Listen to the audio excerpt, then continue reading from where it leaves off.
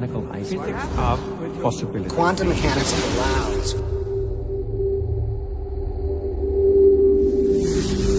supreme mind. The brain is capable of millions of neural nets. Cascade of biochemical An emotional response. molecules. The brain does not know the difference between what it sees in its environment and what it remembers. We are running the holodeck. Whatever way we observe the world around us. So how can you continue to see the world as real if the self that is determining it to be real is intangible?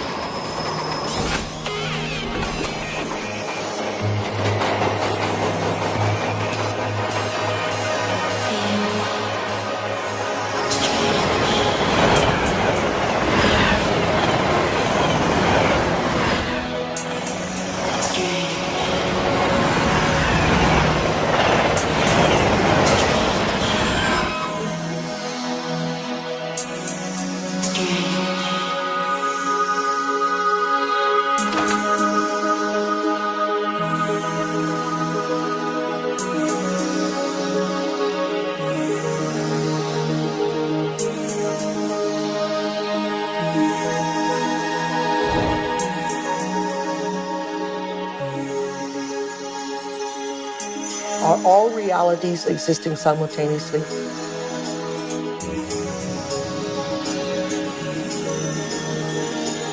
Is there a possibility that all potentials exist side by side?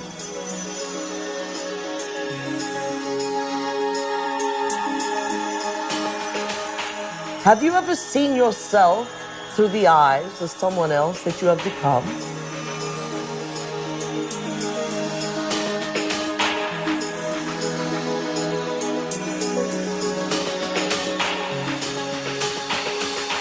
And looked at yourself through the eyes of the ultimate observer?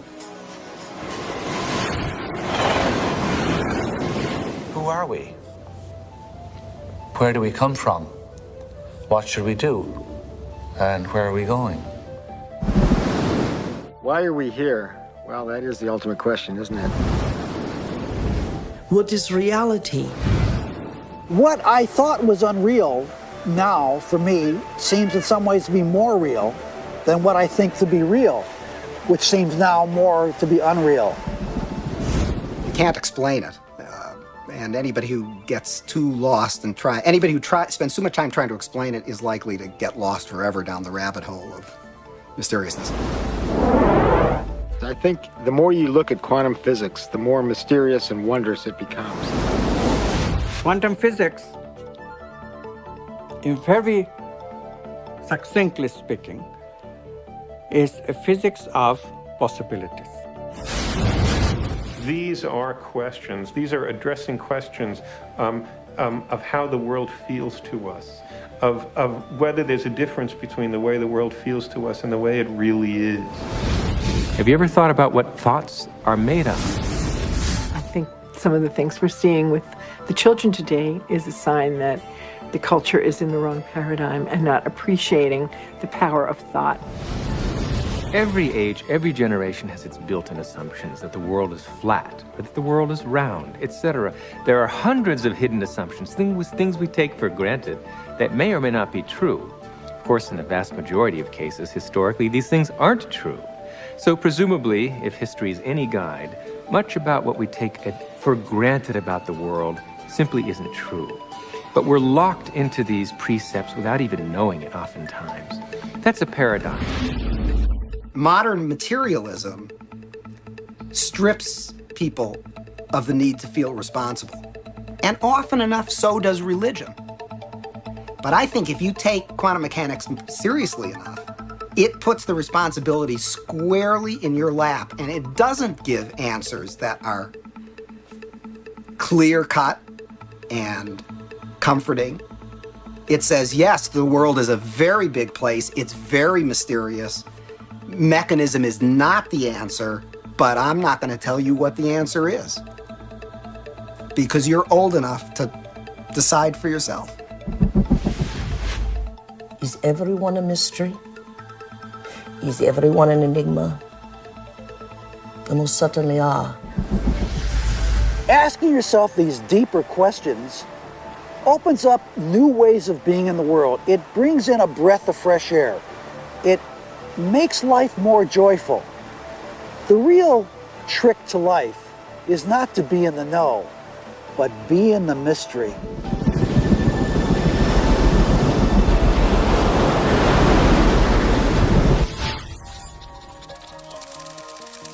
It's time to get wise.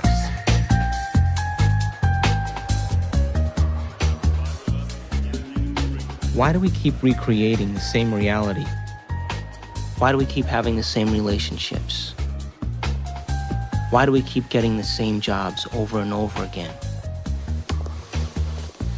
In this infinite sea of potentials that exist around us, how come we keep recreating the same realities? Isn't it amazing that we have options and potentials that exist, but we're unaware of them?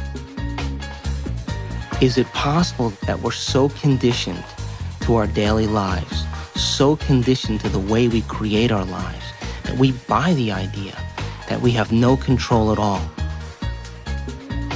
We've been conditioned to believe that the external world is more real than the internal world.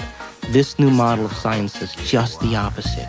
It says what's happening within us will create what's happening outside of us. There's a physical reality that is absolutely rock solid, and yet it only, if you want to put it this way, it only comes into existence when it bumps up against some other piece of physical reality. That other piece may be us, and of course we're partial to those moments, but it doesn't have to be either. It could be just some incidental rock comes flying along and interacts with this fuzzy mass of stuff, and sure enough, it provokes it into a particular state of existence. And there were philosophers in the past that said, look, if I kick a rock and I hurt my toe, that's real. I feel that, it feels real, it's vivid, and that means that it's reality. But it's still an experience, and it's still this person's perception of it being real. Scientific experiments have shown that if we take a person and hook their brains up to certain PET scans or computer technology and ask them to look at a certain object, and they watch certain areas of the brain light up, and then they've asked them to close their eyes and now imagine that same object. And when they imagine that same object, it produced the same areas of the brain to light up as if they were actually visually looking at it. So it caused scientists to back up and ask this question. So who sees then? Does the brain see? Or do the eyes see? And what is reality? Is reality what we're seeing with our brain? Or is reality what we're seeing with our eyes? And the truth is that the brain does not know the difference between what it sees in its environment and what it remembers, because the same specific neural nets are then firing. So then it asks the question, what is reality?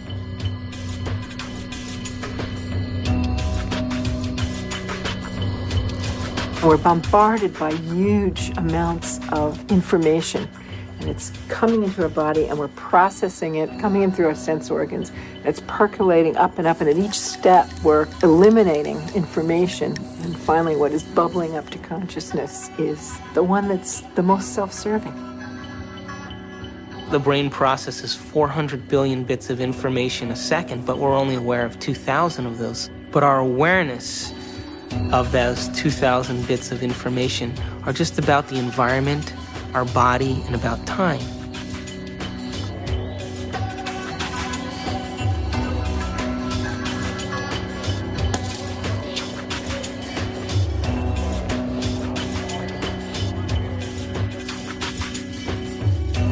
We're living in a world where all we see is the tip of the iceberg.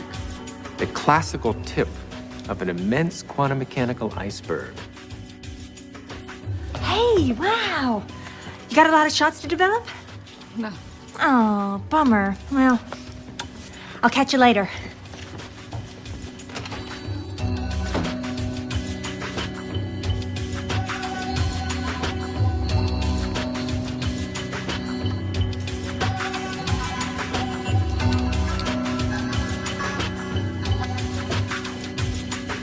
If the brain is processing 400 billion bits of information, and then our awareness is only on 2,000, that means reality is happening in the brain all the time. It's receiving that information, and yet we haven't integrated it.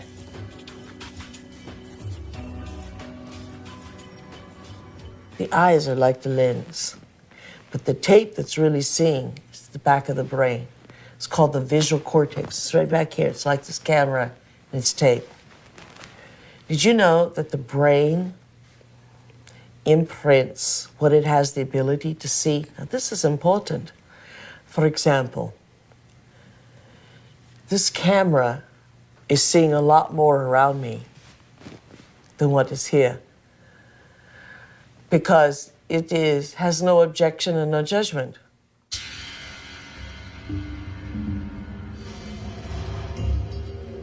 The only movie that's playing in the brain is what we have the ability to see.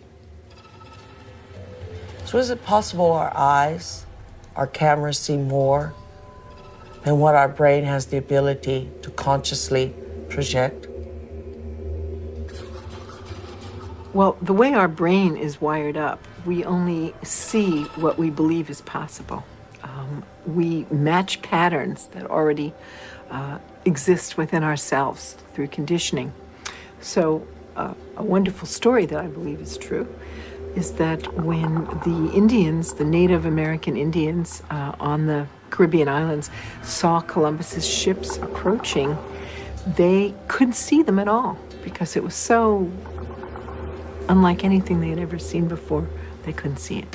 When Columbus's armada landed in the Caribbean, none of the natives were able to see the ships, even though they existed on the horizon. The reason that they never saw the ships was because they had no knowledge in their brains or no experience that clipper ships existed. So the shaman starts to notice that there's ripples out in the ocean, but he sees no ship, but he starts to wonder what's causing the effect. So every day he goes out and looks and looks and looks, and after a period of time, he's able to see the ships. And once he sees the ships, he tells everybody else that ships exist out there because everybody trusted and believed in him. They saw them also.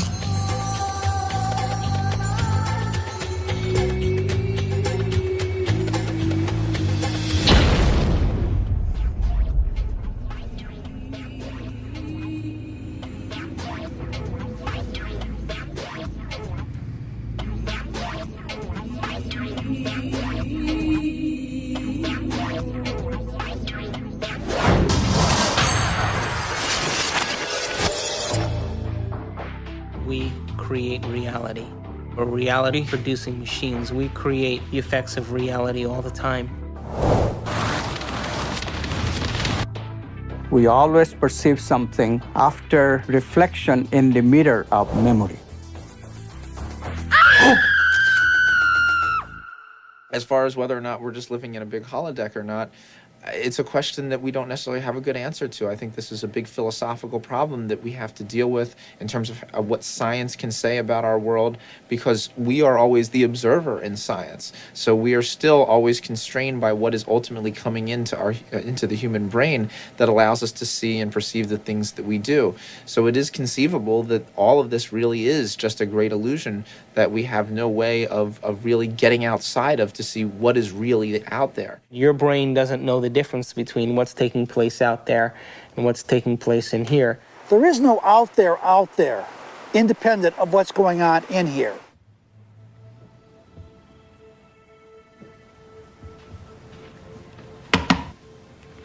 You okay? I heard you scream earlier. Was it another dream?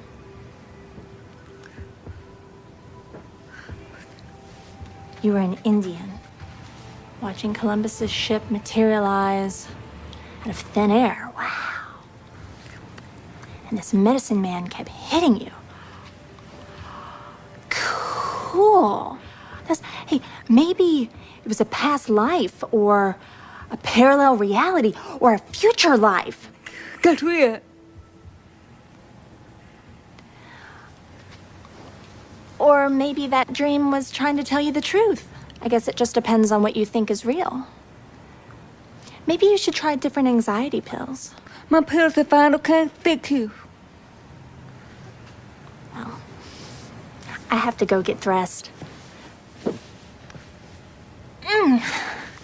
I hope you feel better, Amanda.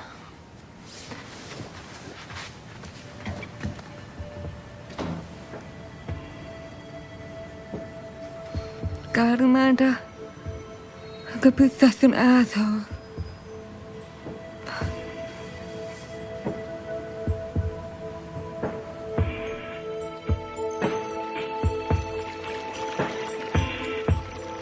There actually are choices in the direction of how a life can go that are contingent upon small-level quantum effects not being washed out. First of all, let's talk about the subatomic world, and then we'll talk about what it's telling us about reality. The first thing I want to tell you about the subatomic world is it's totally a fantasy created by mad physicists trying to figure out what the heck is going on when they do these little experiments. By little experiments, I mean big energy in little spaces and little pieces of time. It gets pretty nutty at that realm of things, and so subatomic physics was invented to try to figure that all out. We need a new science down there. It's called quantum physics, and it is subject to a whole range of debatable hypotheses, thoughts, feelings, intuitions as to what the heck is really going on. Matter is not what we have long thought it to be. To the scientist, matter has always been thought of as sort of the ultimate in that which is static and predictable. Within all the atoms and molecules, all the space within the particles take up an insignificant amount of the volume of an atom or molecule, the fundamental particles. The rest of it is vacuum. What seems to happen is that particles appear and disappear all the time. So where do they go when they're not here? Now, that question is tricky. I'm going to give you two answers. Answer number one, they go into an alternative universe where the people in that universe are asking the same question about those particles when they come into our universe. They say, where do they go? There's a great mystery called the mystery of the direction of time. There's a certain sense in which the fundamental laws of physics that we have don't make any interesting distinction, say, between past and future. For example, it's a puzzle from the standpoint of the fundamental laws of physics. Why we should be able to remember the past and not have the same kind of epistemic access to the future. It's a puzzle from the standpoint of these laws, why we should think something like, by acting now, we can affect the future but not the past.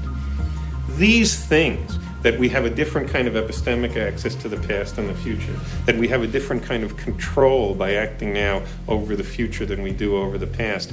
These things are so fundamental to the way we experience the world that that it seems to me not to be curious about them is to be, 3/4 of the way to being dead.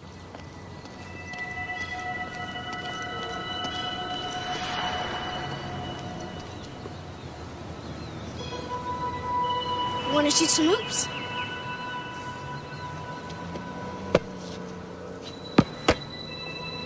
No, you don't have to be like that. Come on and play. Look, he likes you. Don't you have time for a little one-on-one? How long has it been since you played? Come on, you got the ball. Take a shot.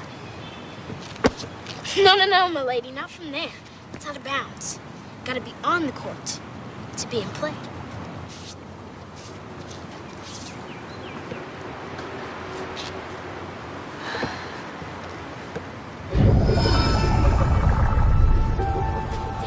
Welcome to Duke Reginald's court of unending possibilities.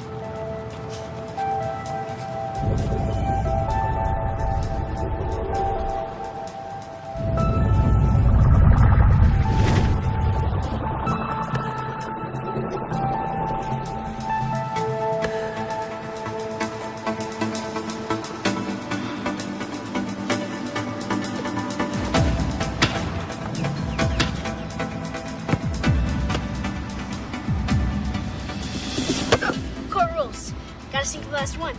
That hurt. never touched you. And it's not solid. This ball is mostly empty. In fact, the universe is mostly empty.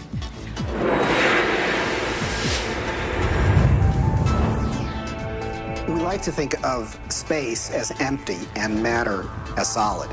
But in fact, there is essentially nothing to matter whatsoever. It's completely insubstantial. Take a look at an atom. We think of it as a kind of hard ball.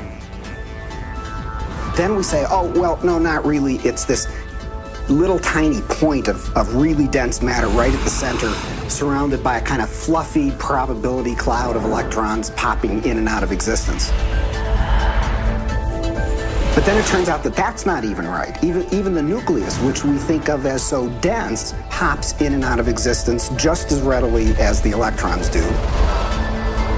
The most solid thing you can say about all this insubstantial matter is that it's more like a thought. It's like a concentrated bit of information. What makes up things are not more things, but what makes up things are ideas, concepts, information.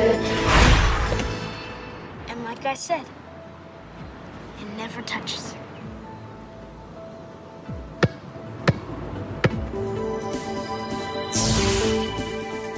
Those electrons build up a charge and push the other electrons away before they touch. So nobody touches nothing. Come on, put your stuff down. Nobody's gonna take it. Like I said, this is my cord. It's no problem.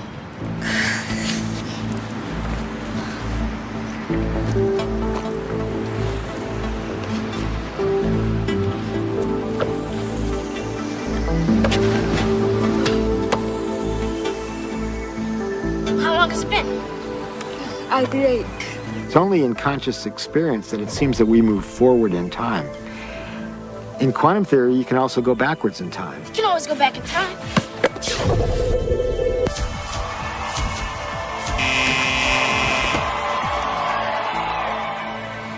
What's the matter? Remember, it's empty. How do you know this yet? I read Dr. Quantum comics. Everybody thinks it's just kid stuff, but I know it's real. That's how I do my magic on the cord. Yeah, I always choose the Wonder Boy first. He's got the weirding way. Well, Dr. Quantum says everybody's got it. Everybody's doing it. Doing it constantly. Each and every time you look. When you ain't looking, it's like a wave. When you are looking, it's like a particle. When you are not looking, there are waves of possibility. When you are looking, then there are particles of experience. A particle, which we think of as a solid thing, really exists in a so-called superposition, a spread out wave of possible locations. And it's in all of those at once. The instant you check on it, it snaps into just one of those possible positions. Quantum superposition implies that a particle can be in two or more places or states simultaneously. And this is a very bizarre concept and one of the hallmarks of the quantum world. Superheroes use superposition, with the world being potential strips of reality. Until we choose. Heroes choose what they want. Being in many places at once, experiencing many possibilities all at once, and then collapsing on the one.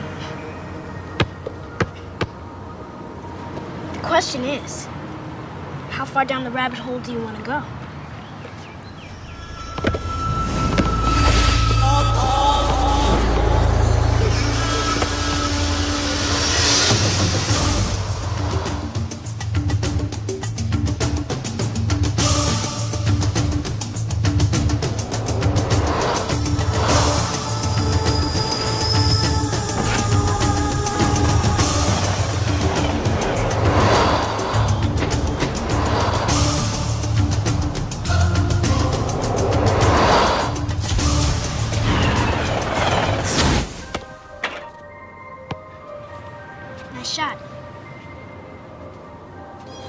How can a system or an object be in two or more states at the same time? It's very easy. Instead of thinking of things as things, we all have a habit of thinking that everything around us is already a thing, existing without my input, without my choice. You have to banish that kind of thinking. Instead, you really have to recognize that even the material world around us, the chairs, the tables, the rooms, the carpet, camera included, all of these are nothing but possible movements of consciousness. And I'm choosing moment to moment out of those movements to bring my actual experience into manifestation. This is the only radical thinking that you need to do. But it is so radical, it's so difficult, because our tendency is that the world is already out there, independent of my experience. It is not. Quantum physics has been so clear about it. Heisenberg himself, co-discoverer of quantum physics, said atoms are not things. They are only tendencies. So instead of thinking of things, you have to think of possibilities. They're all possibilities of consciousness. You now can see in numerous labs around the United States objects that are large enough to be seen by the naked eye, and they are in two places simultaneously. And you can actually take a photograph of that. Now, I suppose if you showed a photograph, they'd say, oh, great, here's this nice blob of colored light, and I see there's a bit of it over here, and another bit of it. So you got a picture of two dots. What's the big deal? And if you say, well, look right in the chamber. You can see it right there. Oh, I see two things there. You say, no, that's not two things. That's one thing. It's the same thing in two places. I'm not sure that people's jaw would drop about it, because I don't think people really believe it. And I don't mean that people say, oh, you're lying, or, oh, the scientists are confused. I think it is so mysterious that you can't even understand how amazing it is. And then furthermore, you've seen Star Trek and whatnot. Beam me up, Scotty. So it all seems sort of, oh, well, what does that really mean? But you've got to really stop and think about what that means, that it's the same object and it's in two places at once. And people tinker in the lab, and they get angry about things, and they have lunch, and they go home, and they lead their lives just as though nothing utterly astounding is happening, because, of course, that's how you have to go about it. And yet there is this completely amazing magic sitting right in front of your eyes. Quantum physics calculates only possibilities. But if we accept this, then the question immediately comes, what chooses among these possibilities to bring the actual event of experience? So we immediately see that consciousness must be involved. The observer cannot be ignored. We know what an observer does from a point of view of quantum physics, but we don't know who or what the observer actually is. Doesn't mean we haven't tried to find an answer. We've looked. We've gone inside of your head. We've gone into every orifice you have to find something called an observer, and there's nobody home. There's nobody in the brain. There's nobody in the cortical regions of the brain. There's nobody in the subcortical regions or the limbic regions of the brain. There's nobody there called an observer. And yet we all had this experience of being something called an observer, observing the world out there. Is this the observer, and which is so intricate to understanding the wacky, weird world of quantum particles and how they react? Is this, then, the observer? In my modeling, the observer is the spirit inside the four-layered bio-body suit. And so it's like the ghost in the machine.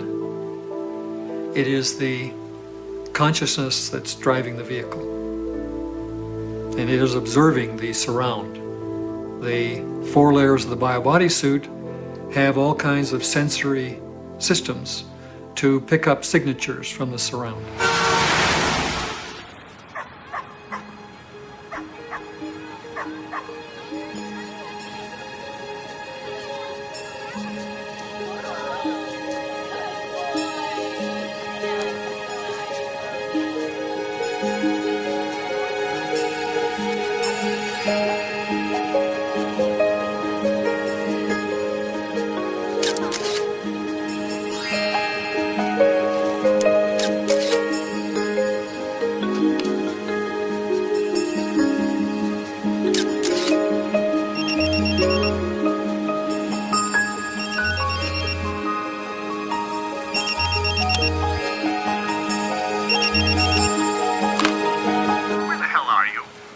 got a studio full of people, but oh my God, there's no photographer. Where can she be? Aliens? Loch Ness Monster? A hot date? In Washington, D.C., the so-called murder capital of the world, there was a big experiment in the summer of 1993 where 4,000 volunteers came from 100 countries to collectively meditate for long periods of time throughout the day. It was predicted in advance that with such a sized group, you would have a 25% drop in violent crime, as defined by the FBI, in Washington that summer. Well, the chief of police went on television saying that, look, it's going to take 2 feet of snow to reduce crime by 25% in Washington, D.C. this summer. But by the end, the police department became a collaborator and author of this study because the results, in fact, showed a 25% drop in violent crime in Washington, D.C., which we could predict on the basis of 48 previous studies that had already been done on a smaller scale. This leads naturally to wonder, are people affecting the world of reality that they see? You betcha they are. Every single one of us affects the reality that we see, even if we try to hide from that and play victim. We all are doing it. Just tell me where you are. Good. But hurry with it, please, because these models are giving me a headache. 10 minutes.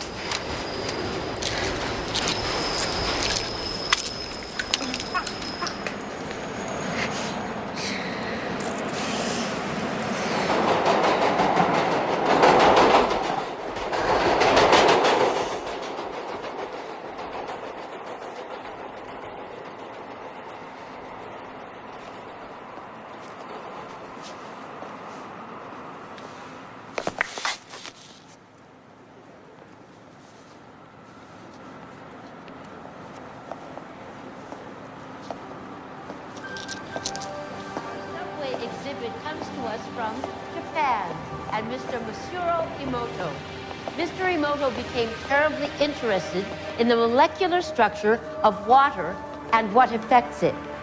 Now, water is the most receptive of the 4 elements. Mr. Emoto thought perhaps it would respond to non-physical events. So he set up a series of studies, applied mental stimuli, and photographed it with a dark field microscope. This first picture is a picture of water from the Fujiwara Dam. And this picture is the same water after receiving a blessing from a Zen Buddhist monk. Now, in this next series of pictures, Mr. Emoto printed out words, taped them to bottles of distilled water, and left them out overnight. This first photograph is a picture of the pure distilled water, just the essence of itself. These subsequent photographs, as you can see, are each different. This is the chi of love.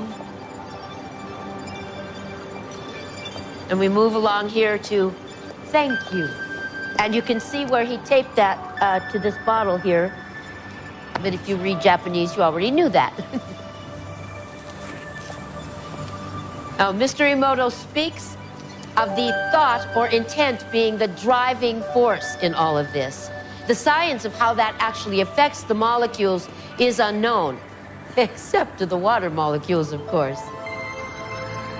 And it's really fascinating when you keep in mind that 90% of our bodies are water.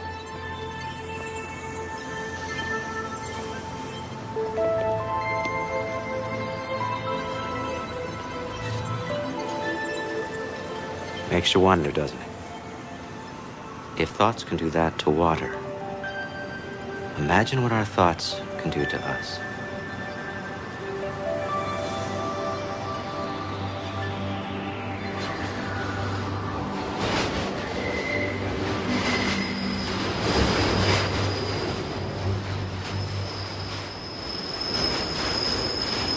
Absolutely, thought alone can completely change the body. Most people don't affect reality in a consistent, substantial way because they don't believe they can.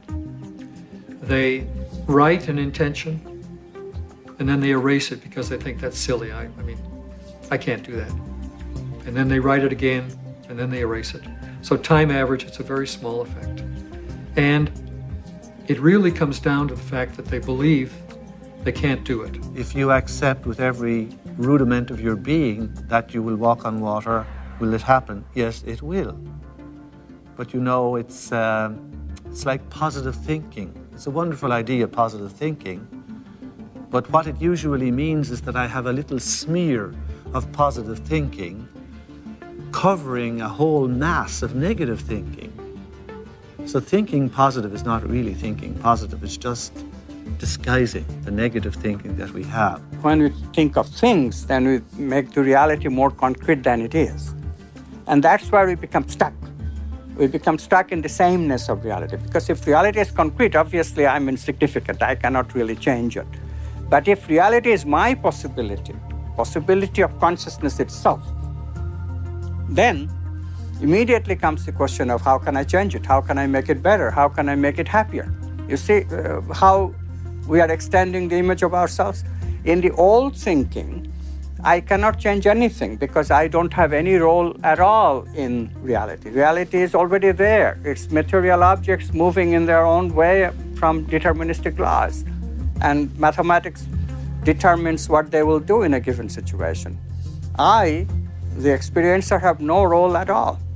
In the new view, yes, mathematics can give us something. It gives us the possibilities that all these movements can assume, but it cannot give us the actual experience that I'll be having in my consciousness.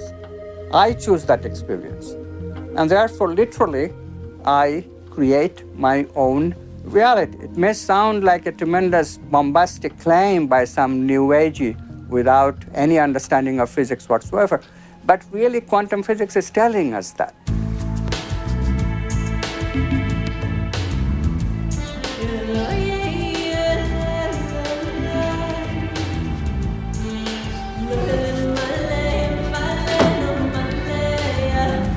Hey, how was the shoot? So.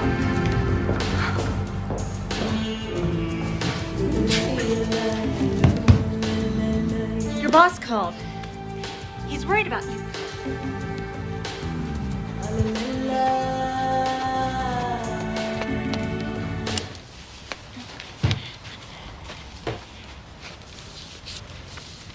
Amanda, I want to thank you for letting me stay here. I know I'm a bit much sometimes and that it's been tough after Bob and all. And you've just been so wonderful. I mean, I make a mess and, well, I clean up afterwards, but it's not really your style. Sometimes I think you make me sane. Me? The day I make someone sane, they're in trouble. Anyway, I made you something as a thank you gift.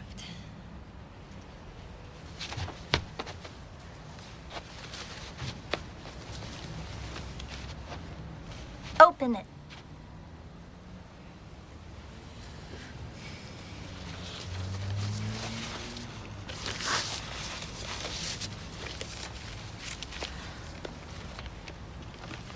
I went through your pictures and picked my favorite ones.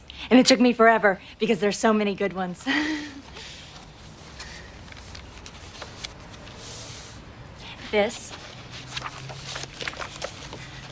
That's for all the wonderful photos you will be taking.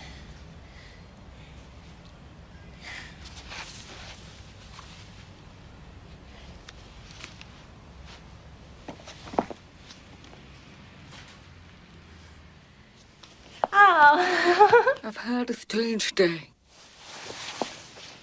Thank you.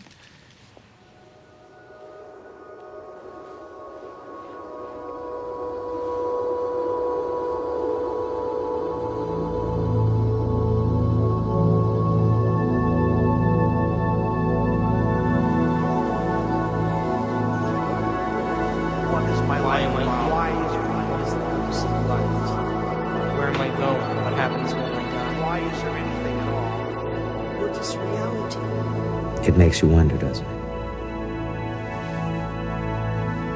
If thoughts can do that to water, Imagine what our thoughts can do to us. Reality ultimately comes down to our Have you ever thought about what thoughts are made of? Is there a substance of thought? I guess it just depends on what you think is real. The world being possible timelines of reality. Until we choose. Are all realities in the quantum field existing simultaneously? I definitely think addiction is something really something that you can't stop. There literally are different worlds in which we live. There's the macroscopic world that we see. There's the world of our cells. There's the world of our atoms. There's the world of our nuclei. These are each totally different worlds. They have their own language. They have their own mathematics. They're not just smaller. Each is totally different. But they're complementary. Because I am my atoms. But I am also my cells. I'm also my macroscopic physiology. It's all true. They're just different levels of truth. The deepest level of truth uncovered by science and by philosophy is the fundamental truth of unity. At that deepest subnuclear level of our reality, you and I are literally one.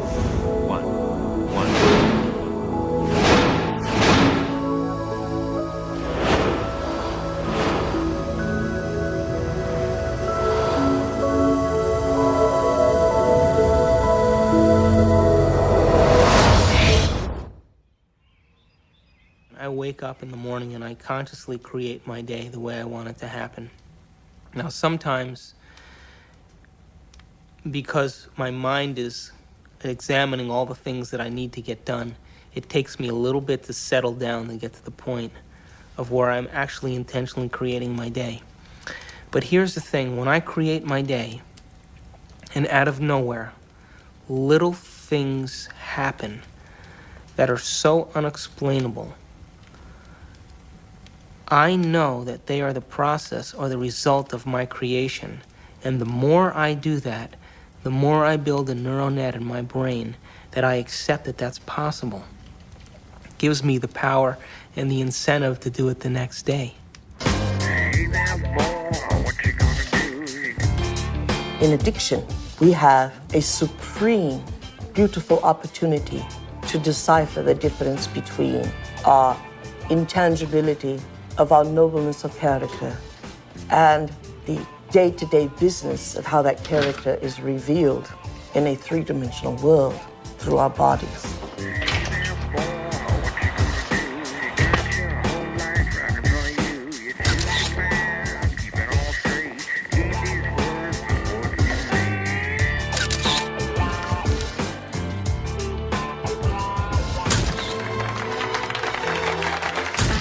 Weddings. And what we will learn is that addiction is the feeling of a chemical rush that is cascaded through the bodies through a whole assortment of glands and ductless glands and through the spinal fluid, a feeling that some would call a sexual fantasy.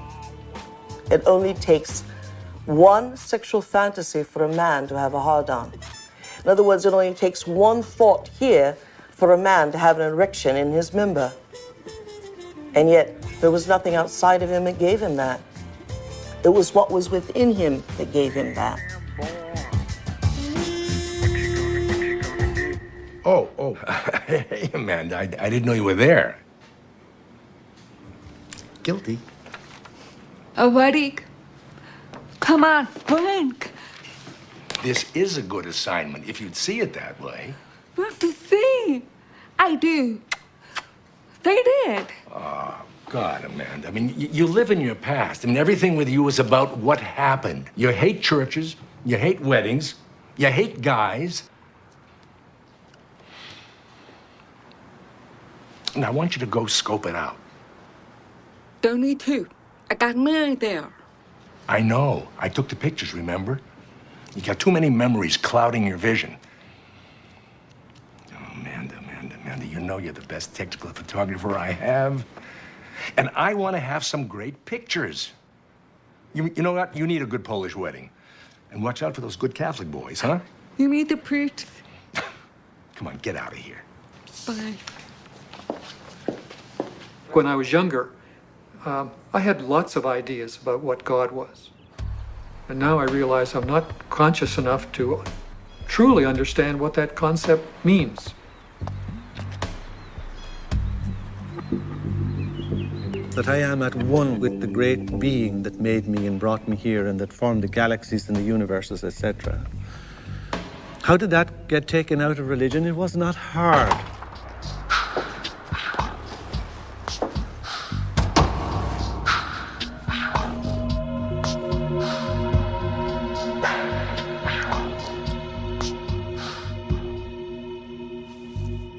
Most of the problems that religion and the various philosophical movements down through the centuries have produced have been errors because that's where they started. That God is a distinct, separate being from us, to whom I must offer worship, whom I must cultivate, humor, please, and hope to attain a reward from at the very end of my life. That is not what God is. That is a blasphemy. God is such a broad thing, some parts of which, most of the parts of which that are associated with organized religion is something that I sort of recoil at and something that I think has done a lot of harm to the world, done harm to women, done harm to oppressed peoples, done harm to the World Trade Center. And yet, at the same point, we have the epitome of a great science. The closest science has ever come to explaining Jesus' interpretation that the mustard seed was larger than the kingdom of heaven. And the only science that can fit into that analogy is quantum physics.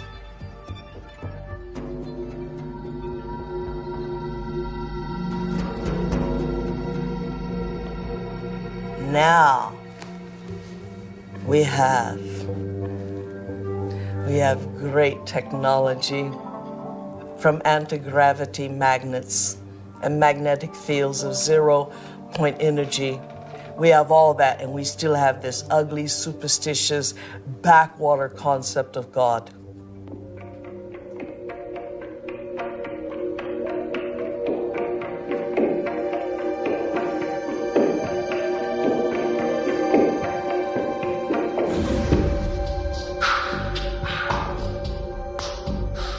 People fall into line very readily when they're threatened by these cosmic sentences of everlasting punishment.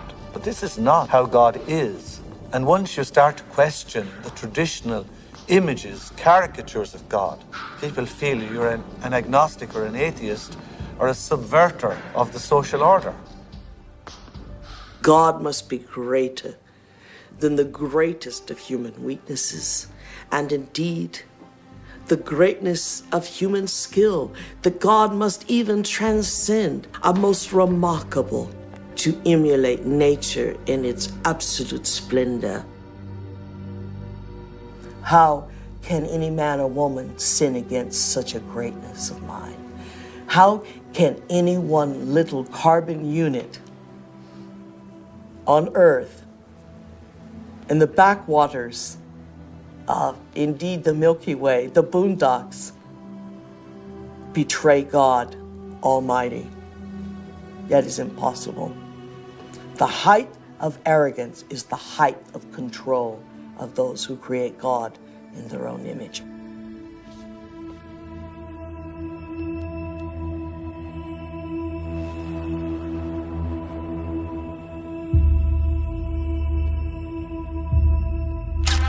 I now present to you Mr. and Mrs. Richard Buck Filipowski.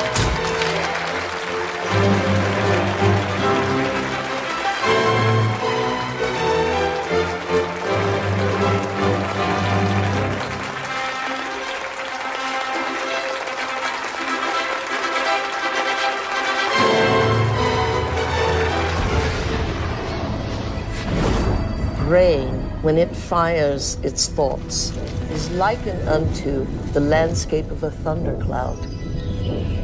And the synaptic cleft is the sky between the storm and the earth receptor site. And you see this foreboding, dark cloud boiling in the sky.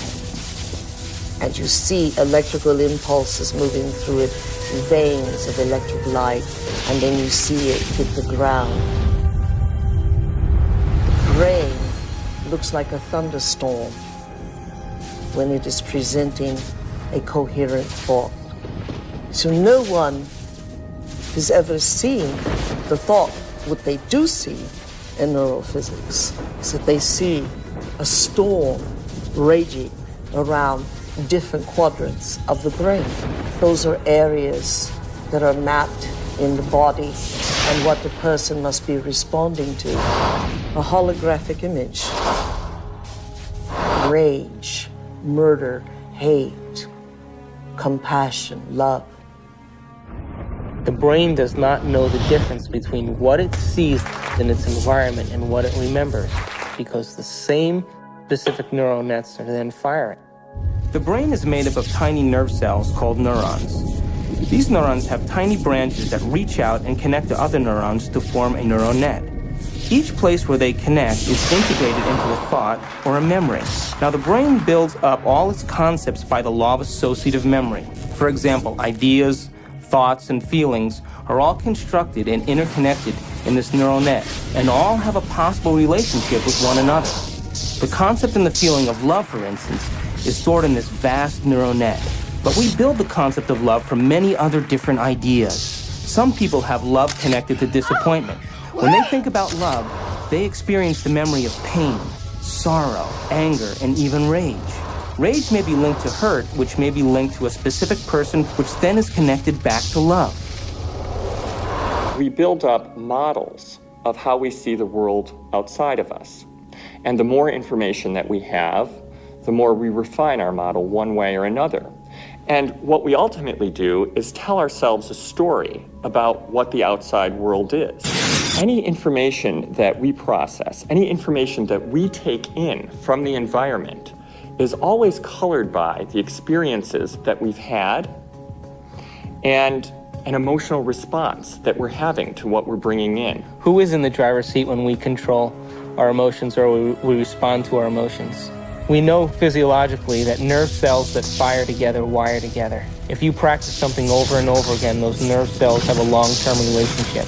If you get angry on a daily basis, if you get frustrated on a daily basis, if you suffer on a daily basis, if you give reasons for the victimization in your life, you're rewiring and reintegrating that neural net on a daily basis, and that neural net now has a long-term relationship with all those other nerve cells called an identity.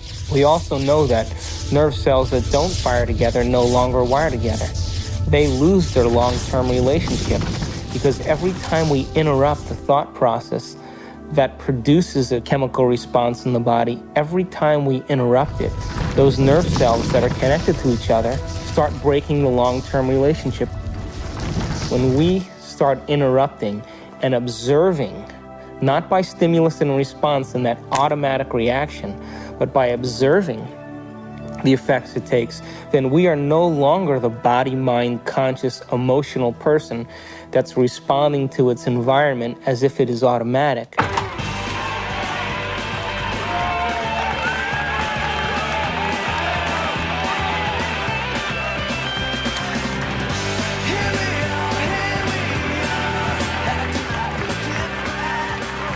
Does that mean emotions are good or emotions are bad? No, emotions are designed so that it reinforces chemically something into long-term memory. That's why we have them. All emotion is holographically imprinted chemicals. The most sophisticated pharmacy in the universe is in here. There's a part of the brain called the hypothalamus. And the hypothalamus is like a little mini factory, and it is a place that assembles certain chemicals that matches certain emotions that we experience. Those particular chemicals are called peptides. They're small chain amino acid sequences. The body's basically a carbon unit that makes about 20 different amino acids all together to formulate its physical structure. The body is a protein-producing machine. In the hypothalamus, we take small chain proteins called peptides, and we assemble them into certain neuropeptides or neurohormones that match the emotional states that we experience on a daily basis. So there's chemicals for anger, and there's chemicals for sadness, and there's chemicals for victimization. There's chemicals for lust. There's a chemical that matches every emotional state that we experience. And the moment that we experience that emotional state in our body or in our brain, that hypothalamus will immediately assemble the peptide that then releases it through the pituitary into the bloodstream. The moment it makes it into the bloodstream, it finds its way to different centers or different parts of the body. Now, every single cell in the body has these receptors on the outside. And one cell can have thousands of receptors studding its surface, kind of opening up to the outside world. And when a peptide docks on a cell, it literally, like a key going into a lock, sits on the receptor surface and attaches to it and kind of moves the receptor, and kind of like a doorbell buzzing, sends a signal into the cell. It's party time!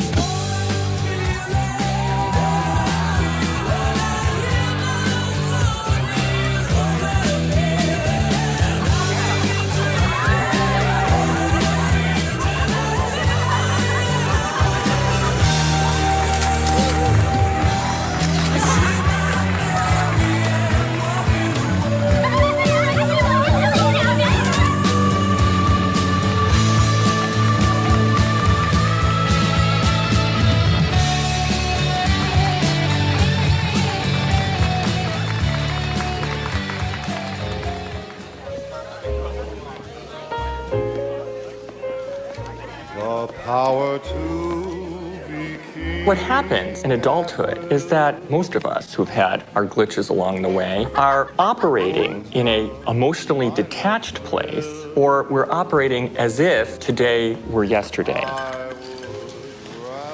What is it? Mixed.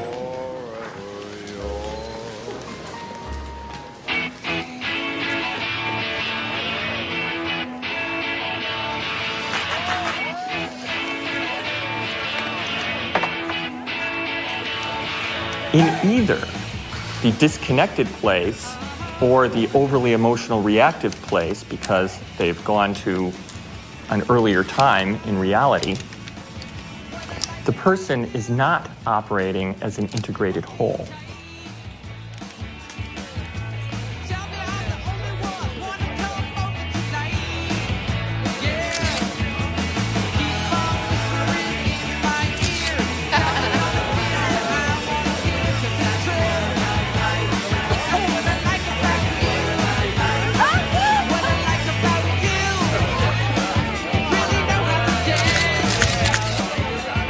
Along the outside of the cell are these billions of receptor sites that are really just receivers of incoming information. A receptor that has a peptide sitting in it changes the cell in many ways. It sets off a whole cascade of biochemical events, some of which wind up with changes in the actual nucleus of the cell.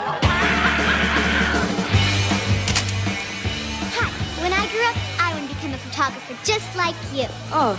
Got any tips? Take lots of pictures. Thanks. Each cell is definitely alive, and each cell has a consciousness, particularly if we define consciousness as the point of view of an observer. There is always the perspective of the cell. A few years later!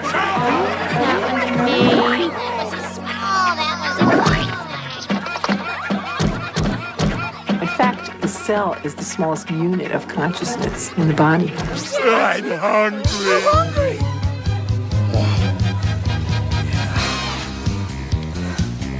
Oh yeah! We've commandeered an entire serving plant!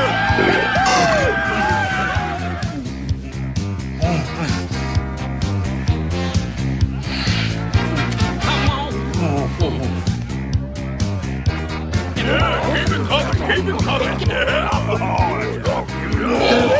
Oh yeah! Well, my definition of an addiction is something really simple.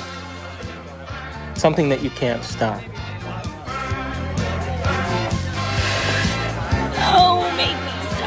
Please.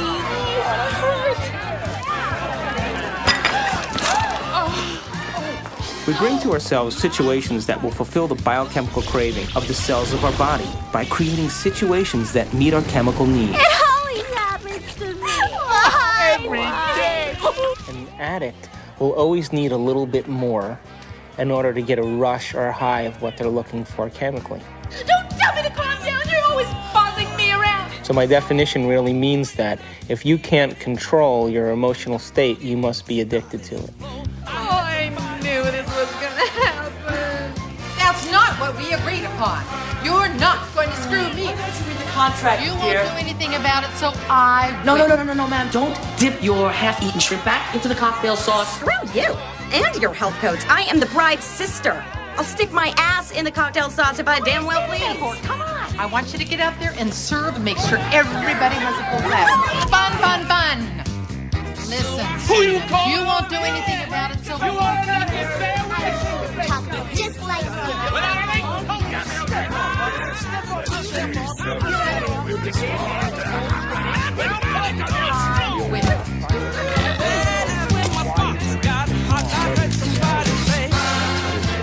What is reality? What is the real reality?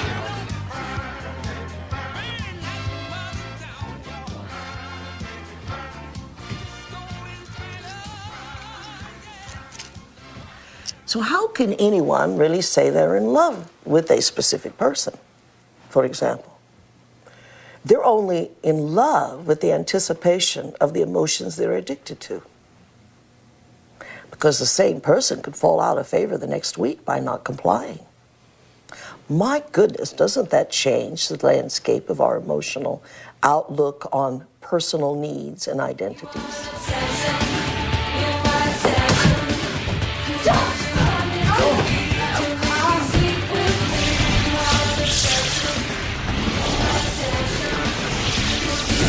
Oh, yeah.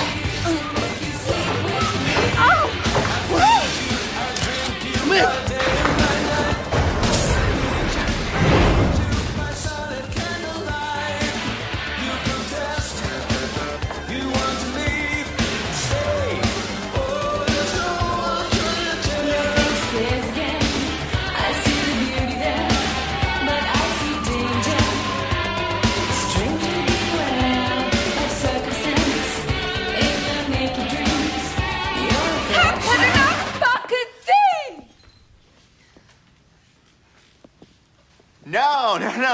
No. You got the punchline wrong. It's a photographer's joke. Go on about your music.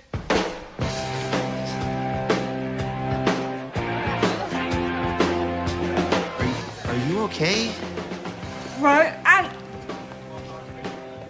done. That couldn't fucking some good. When? Now. I was with the groom. Hey, I could reach it. I'm sorry. I was with the groom just now. Yeah, he loves Paulette. Where?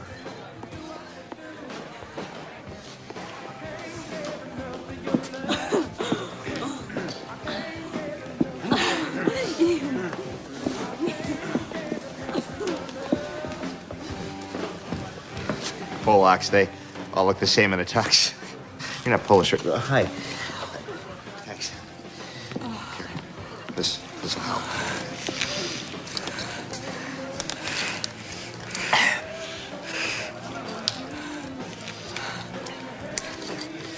Oh, thank you. No problem. That was in my mouth. Forget it.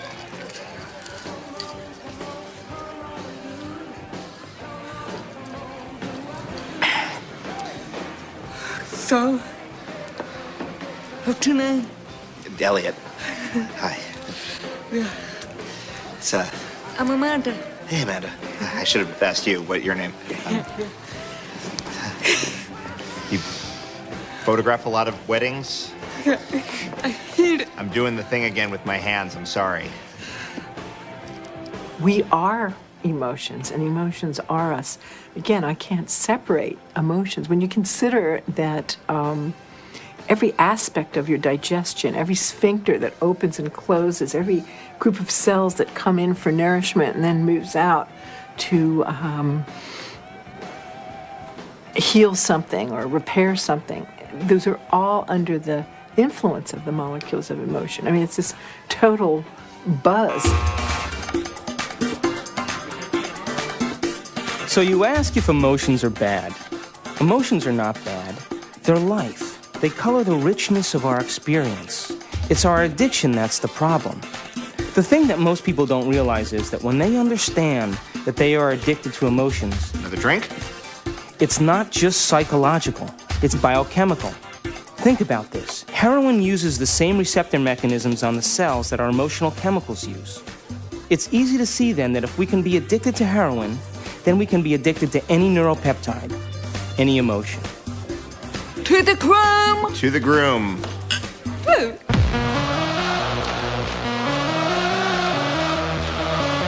What's up, guys? What's up, man? Hello. What do we need? Some boxes. Put out! Yeah, baby!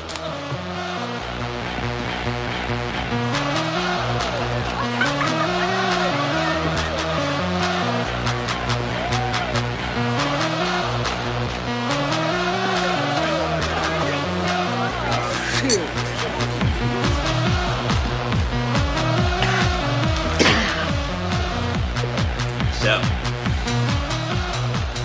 The relevant search command that's going on is related to finding a certain emotional state. I mean, we can't even direct our eyes without having an emotional aspect to it.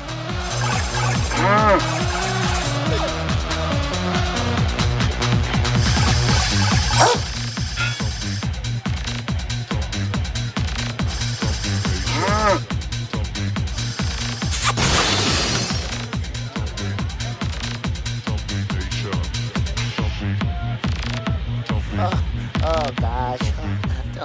She wouldn't fall for me. Oh, mama! Woo! What the hell are you waiting for? Come on, you little pussies! Jeez, I can't believe you guys! What are you? Ooh, come on, just get the hell out of the way! Hi there, honey!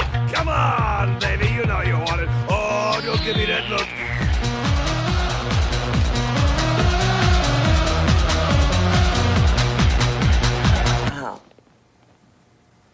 What about people who are addicted to sex?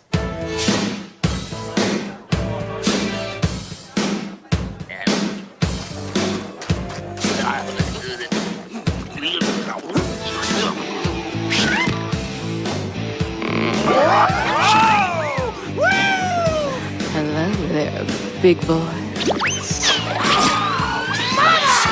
Is there a rocket in your pocket, or are you just happy to see me?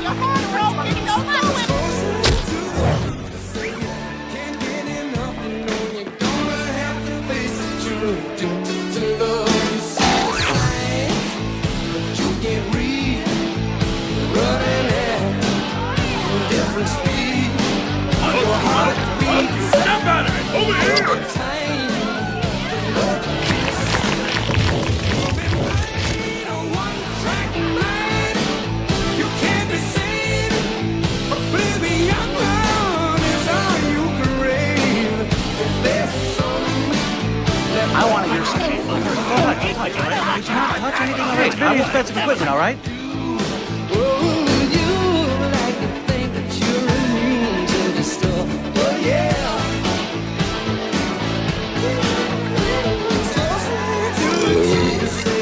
I want to hear some polka music, okay? I'm gonna play These people want to hear some I know polka we're gonna music. play some You polka can't music. have a Polish wedding without polka music!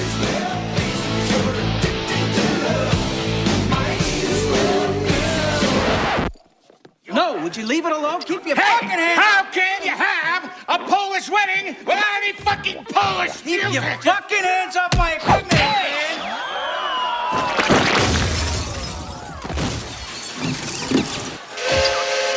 Like I said before, it ain't a Polish wedding without a polka!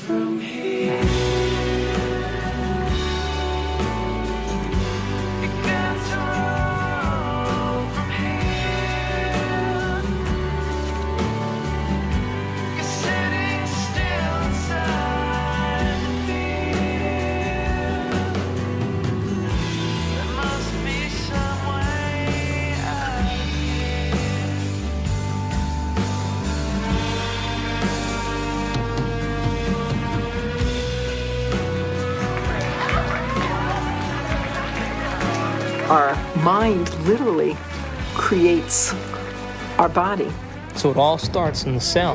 The cell is a protein-producing machine, but it gets its signal from the brain. One of the things about receptors is they change in their sensitivity. If a given receptor for a given drug or internal juice is being bombarded for a long time at a high intensity, it will literally shrink up. There will be less of them, or it will be hooked up in such a way that it is desensitized or downregulated. So the same amount of drug or internal juice will elicit a much smaller response.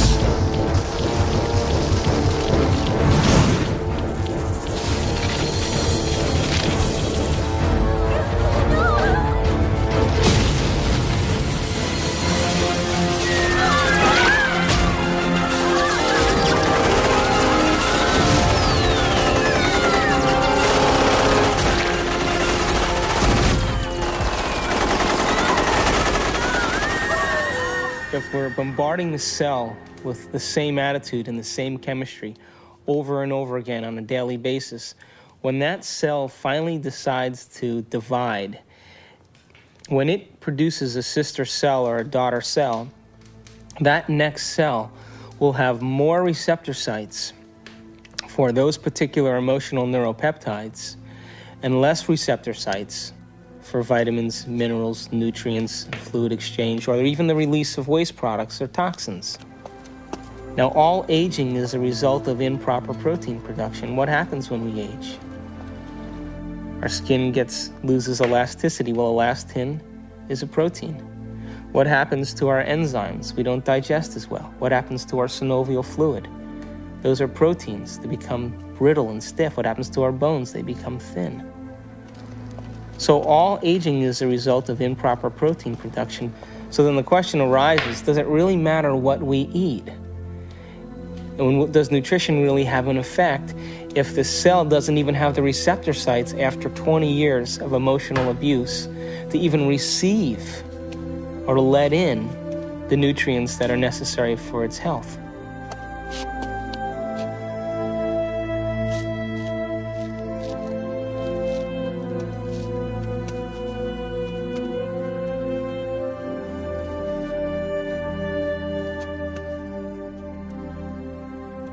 Okay, guys, it's time for a course correction on our trajectory along the path of our adventure. And that course correction is the movement to a new paradigm, just an expansion of the old, just as the universe is larger than we thought it was in our modeling. And it's always larger than we think it is.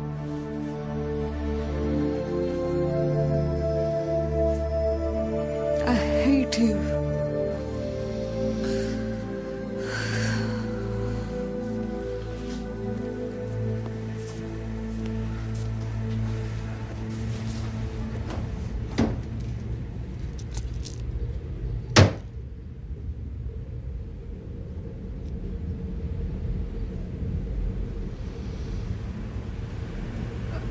Hate you.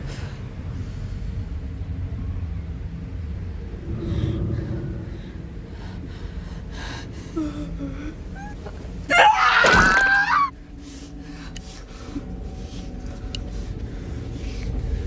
idiot!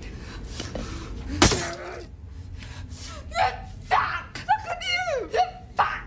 You're ugly! You're worth nothing! You get it all! I hate you!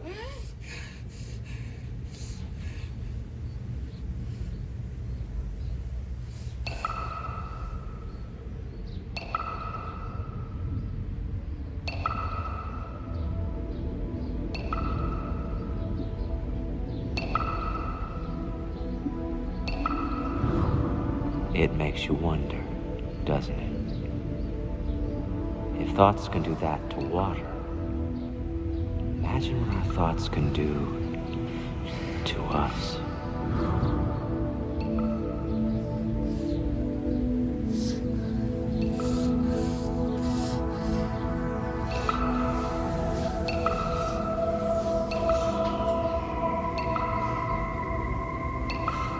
No one has ever came along and ever given you sufficient, intelligent knowledge about your beautiful self, how you work from the inside out. Why do you have addictions? Because you have nothing better. You have dreamt of nothing better because no one has ever taught you how to dream better.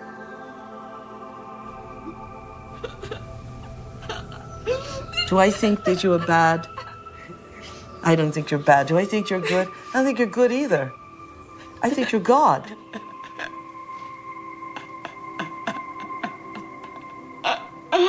In general, the field of psychiatry really doesn't allow for enough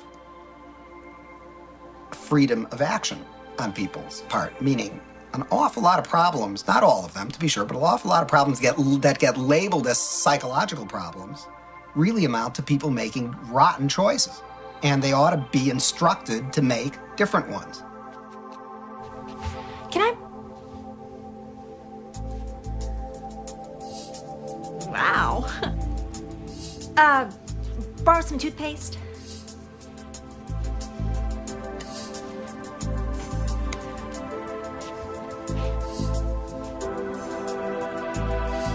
Thanks.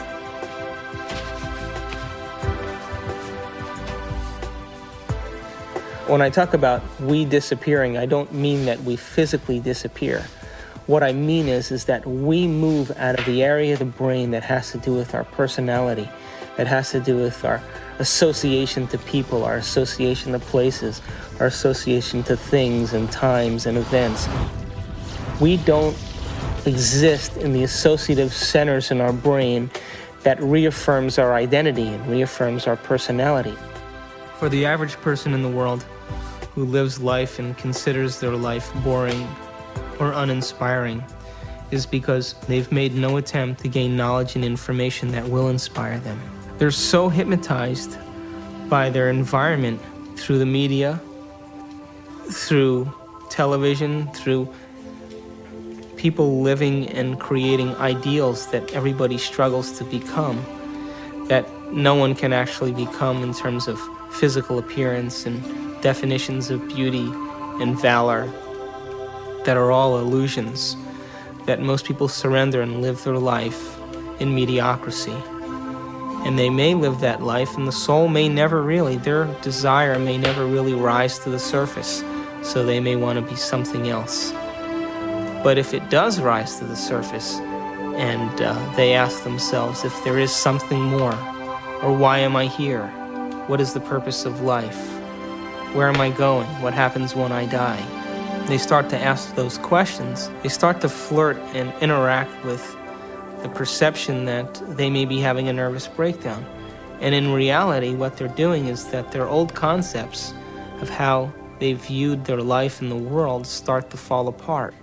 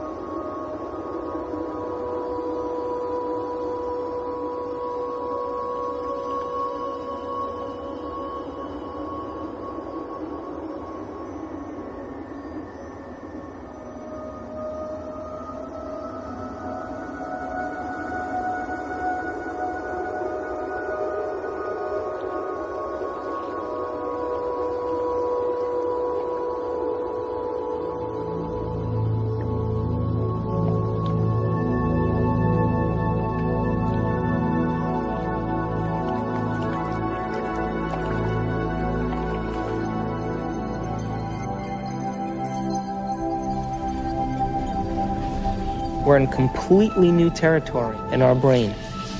And because we're in completely new territory, we're rewiring the brain, literally reconnecting to a new concept. Then ultimately, it changes us from the inside out. If I change my mind, will I change my choices? If I change my choices, will my life change?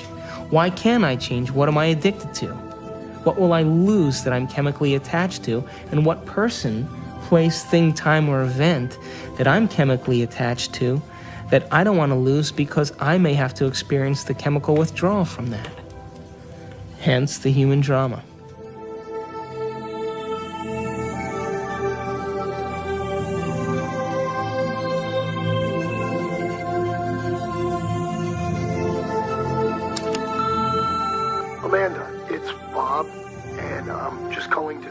I hope that you can come tonight. I really want to see you. I really want to talk to you. I know we can work things out.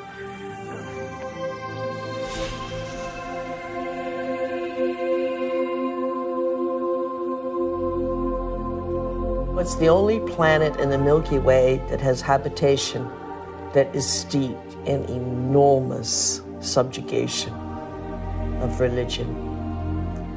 You know why that is? Is because people have set up right and wrong. If I do this, I'm going to get punished by God. If I do the other thing, I'm going to get rewarded. This is a really poor description that tries to map out a path in life for us to follow. but with deplorable results, because there really is no such thing as good or bad. We're judging things far too superficially that way.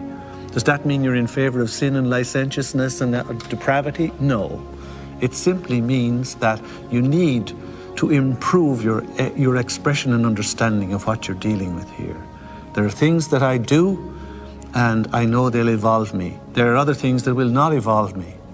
But it's not good or bad. And there's no God waiting to punish you because you did one or the other. There is no God condemning people. Everyone is God's. At the same time, God is the sort of placeholder name for those parts of our experience of the world which are somehow transcendent, somehow sublime. I have no idea what God is. Yet I have an experience that God is. There is something very real about this presence called God. Although I have no idea how to define God, to see God as a person or a thing, I can't seem to do it. It's kind of like asking a human being to explain what God is similar to asking a fish to explain the water in which the fish swims. God is a superposition of all the spirit from all things. You are a God in the making, and you have to walk this path. But someday, you have to love the abstract as much as you love the condition of addiction. The only way that I will ever be great to myself is not what I do to my body, but what I do to my mind.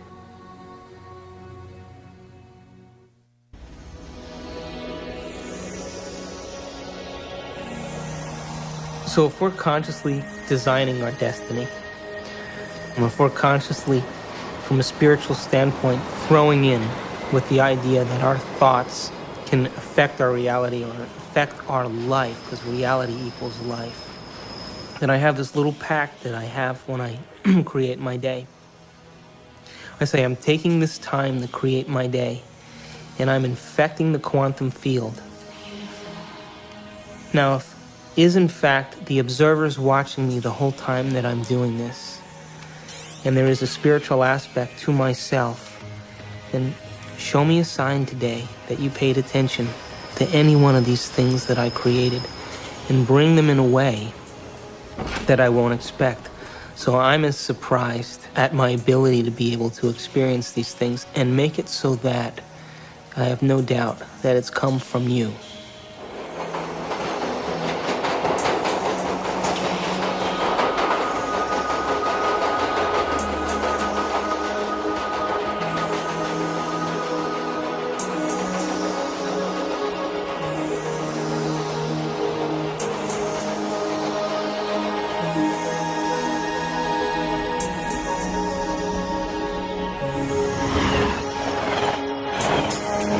The brain is capable of millions of different things that people just really should learn, that how incredible they actually are and how incredible their minds actually are.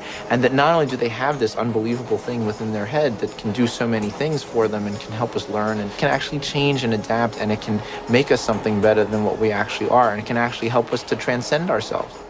That there may be some way that it can actually take us to a higher level of our existence, where we can actually understand the world in a deeper way, where we can understand our relationship to things and people in a deeper way, and we can ultimately make more meaning for ourselves in our world. We can show that there's a spiritual part of our brain, but it's a part that we all can have access to, and it's something that we can all do.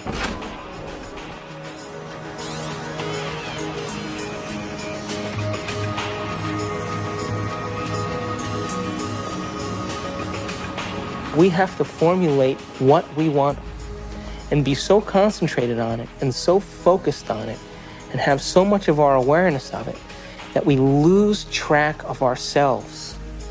We lose track of time. We lose track of our identity. And the moment we become so involved in that experience that we lose track of ourselves, we lose track of time, that picture is the only picture that's real. And everybody's had that experience when they've made up their mind that they've wanted something. That's quantum physics in action.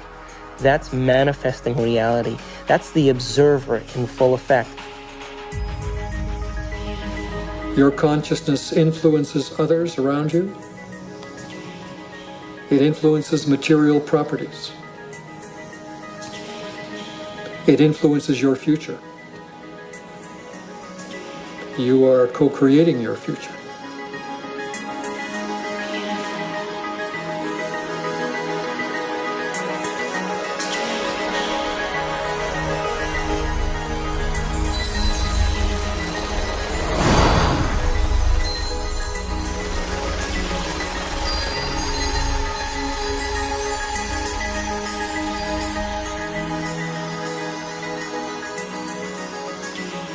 Show me a sign today that you paid attention to any one of these things that I created and bring them in a way that I won't expect. So I'm as surprised at my ability to be able to experience these things and make it so that I have no doubt that it's come from you.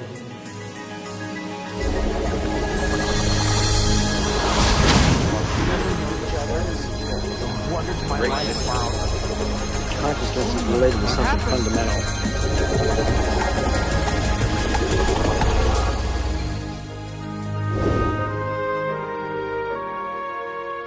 Have you ever seen yourself through the eyes of someone else that you have become? What an initiation.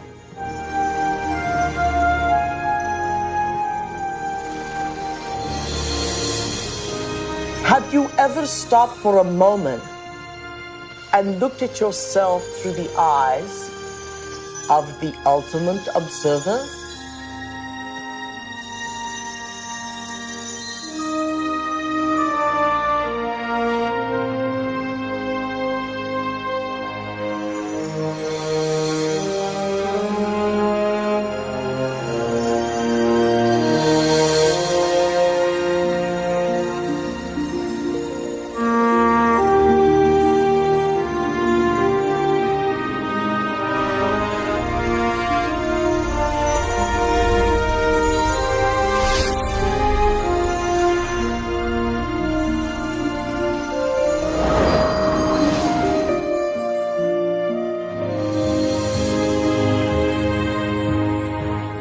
I am much more than I think I am. I can be much more even than that. I can influence my environment with people. I can influence space itself. I can influence the future. I am responsible for all those things. I and the surround are not separate. They're part of one. I'm connected to it all. I'm not alone.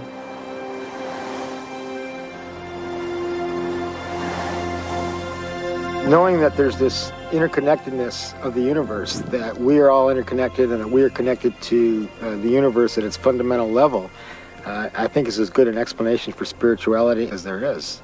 It is my belief that our purpose here is to develop our gifts of intentionality and learn how to be effective creators. We are here to be creators.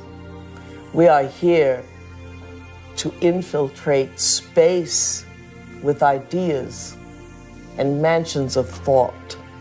We are here to make something of this life. To acknowledge the quantum self, to acknowledge the place where we really have choice, to acknowledge mind. When that shift, our perspective takes place, we say that somebody has been enlightened.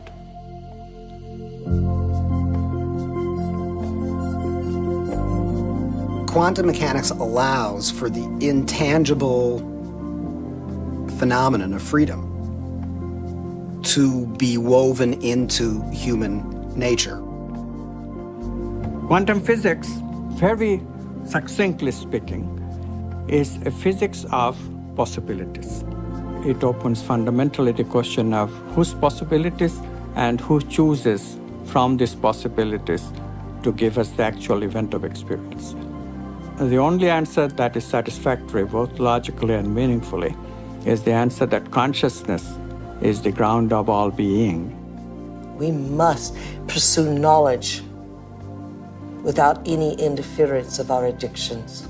And if we can do that, we will manifest knowledge in reality, and our bodies will experience it in new ways, in new chemistry, in new holograms, new elsewheres of thought, beyond our wildest dreams. All of us one day will reach the level of the avatars that we have read about in history, the Buddhas and the Jesus. Welcome to the kingdom of heaven, without judgment, without hate, without testing, without anything. That we simply are has allowed this reality we call real, from the power of intangibility, to pull out of inertness action, chaos, and hold it into its form, and we call it matter.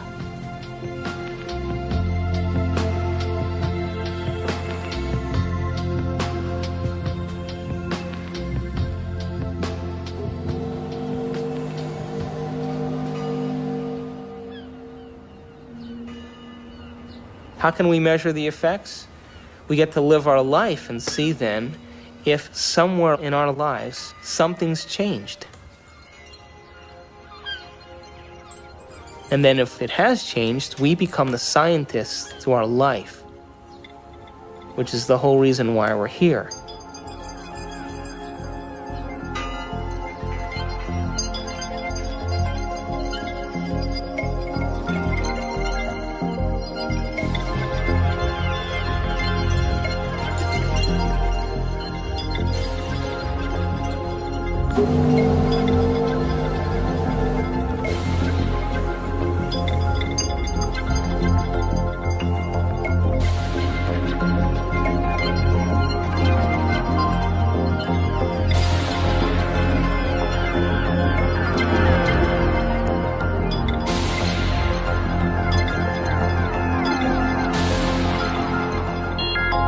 Don't just take it at face value.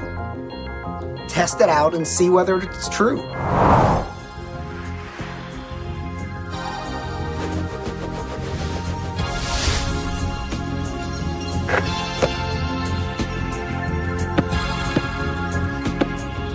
Hey, you're back. I'm back. So you never answered my question. What question? How far down the rabbit hole do you want to go?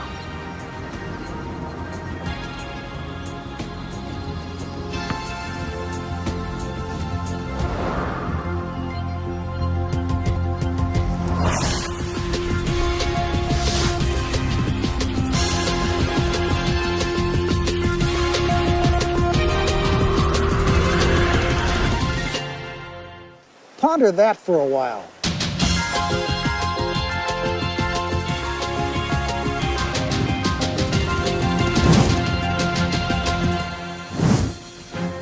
My name's David Albert. I got a PhD in theoretical physics. I studied biochemistry at Rutgers University, and then went to chiropractic college at Life University in Atlanta, Georgia. My postgraduate training is in anatomy and physiology, neurochemistry, neurophysiology, and genetics. I study quantum physics. I sometimes teach it. I have written a book on quantum physics and many books explicating the meaning of quantum physics. After my PhD from Harvard, I went to CERN, the European Laboratory for Particle Research, and then joined faculty at Stanford. And my work there has been the development of unified quantum field theories. I have about 100 publications in this area, but perhaps I'm best known for the discovery of supersymmetric flipped SU5 grand unified field theory.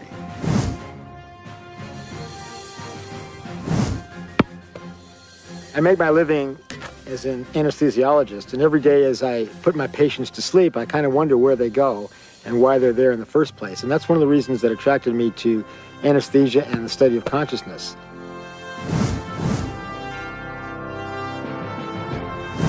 My name is Michal Ledwith, and for most of my life I was a professor of theology.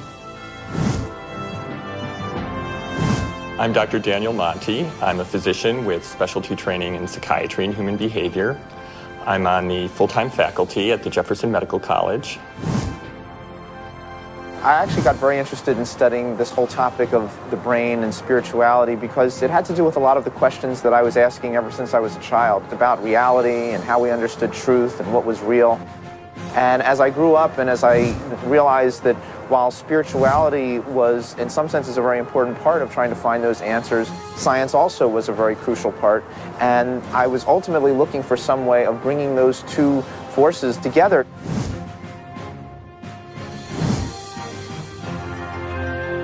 Well, my name is Candace Pert, and I'm a professor at Georgetown in the medical school.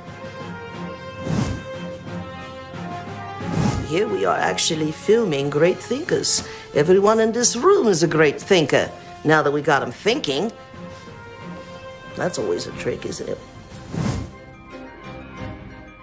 I should make it clear that I'm a graduate student in physics. I'm not a full-fledged theoretical physicist yet.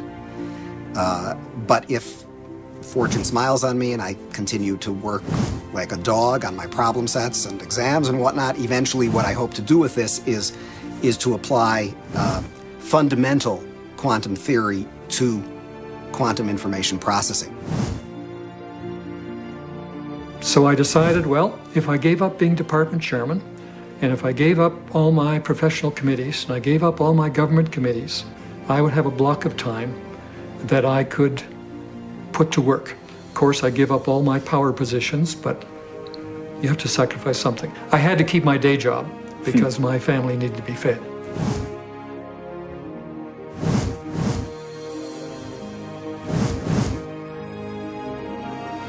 I presume that you're asking me how scientists can sound this wacko because I must be sounding wacko. It's really an interesting question. If you study science long enough, and seriously enough, and dig deeply enough, if you don't come out feeling wacko about it, you haven't understood a thing.